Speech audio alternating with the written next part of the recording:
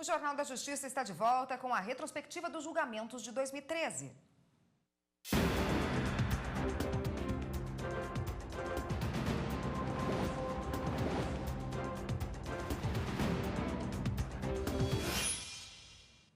Em 2009, o Supremo julgou uma ação envolvendo a demarcação contínua da reserva Raposa Serra do Sol, em Roraima. O julgamento foi considerado histórico e, em 2013, o STF voltou a validar a decisão após analisar embargos de declaração.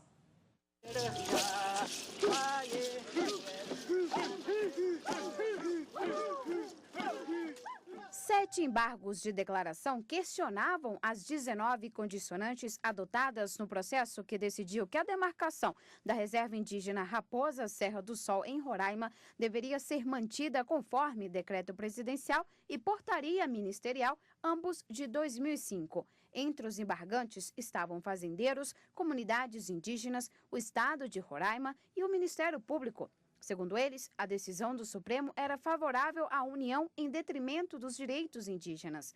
Na sessão que analisou os recursos, o relator, ministro Luiz Roberto Barroso, negou a maioria dos pedidos. Segundo ele, a incorporação de condicionantes foi uma decisão atípica, mas considerou que sem elas seria difícil pôr fim ao conflito da região, que já durava mais de 3 décadas. O Supremo Tribunal Federal estava reconhecendo o direito das comunidades indígenas à demarcação daquela terra indígena, Raposa Serra do Sol, com base na Constituição em dispositivo constitucional. Os embargos das comunidades indígenas interrogavam a decisão do Supremo que determinava a obrigatoriedade de permissão da União para realizar a atividade de garimpo. Nesse ponto, o relator deu parcial provimento para esclarecer que esse tipo de exploração não é restrita aos índios, mas todos devem ter autorização da União para realizá-la.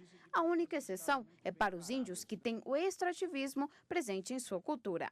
Estou provendo parcialmente os embargos apenas para prestar esse esclarecimento, que não se equipara à mineração, uma forma primitiva de extrativismo mineral não dedicada, não destinada à exploração econômica, e sim a um mero exercício cultural para fazer um brinco, um colar ou o que for. Também ficou decidido que todos que integram comunidades indígenas locais podem permanecer na reserva da Raposa Serra do Sol, sem importar se possuem ancestrais ou se têm vínculo de sangue ou de união. Autoridades religiosas de denominação não indígenas e seus templos podem permanecer nas áreas, desde que aceitos pelas comunidades locais e que não pretendam intervir na forma de viver dos índios.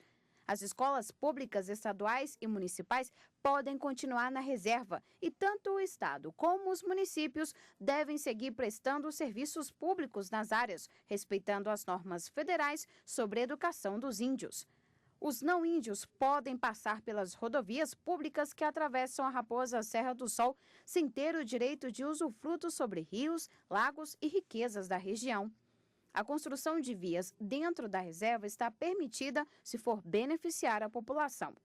Em caso de disputas por terras, a FUNAI e as comunidades devem resolver os problemas.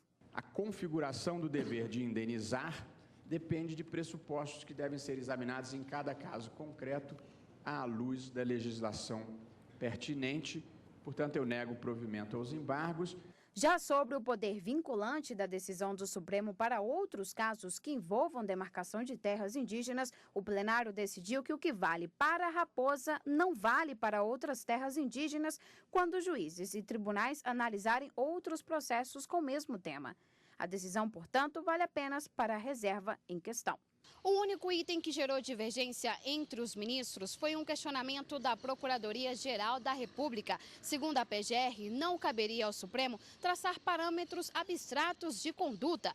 Para o Ministério Público, a Corte extrapolou os limites da causa e agiu como legislador ao determinar as condições para o reconhecimento constitucional da reserva. Os ministros Joaquim Barbosa e Marco Aurélio aceitaram parcialmente o recurso. Realmente o tribunal extrapolou, o tribunal traçou parâmetros excessivamente abstratos e completamente alheios ao que foi proposto na ação originariamente. O tribunal agiu como um verdadeiro legislador. O ministro Luiz Roberto Barroso afirmou que, segundo informações do Tribunal Regional Federal da Primeira Região, 2 meses depois que o Supremo julgou a ação em 2009, não havia mais nenhum não-índio na reserva. Também não foi preciso prender ninguém, porque boa parte dos não-índios que deveriam deixar o local sacaram valores depositados pela FUNAI a título de indenização. Este procedimento estava previsto na fase de execução do processo.